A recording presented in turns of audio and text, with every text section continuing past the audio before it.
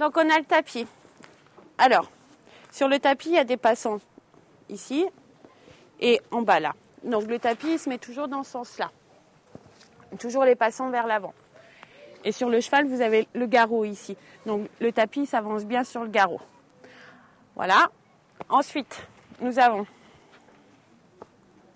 l'amortisseur. Lui, pareil. Alors, il y a plusieurs formes d'amortisseur. Après, la forme arrondie est toujours derrière par rapport à la forme de la selle.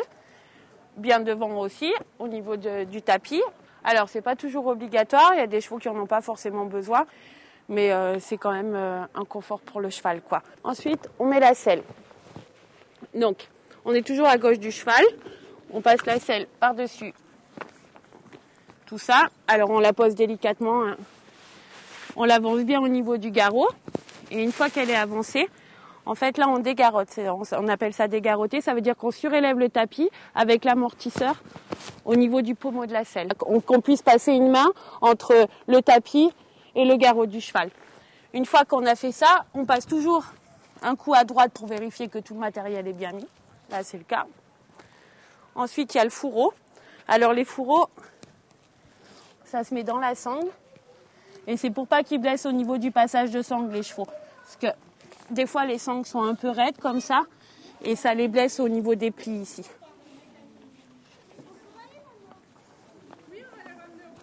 Sur le sanglage, une fois que la selle est mise, il faut juste ressangler un tout petit peu. Enfin, que la selle soit serrée, mais sans pour autant les comprimer dès le début.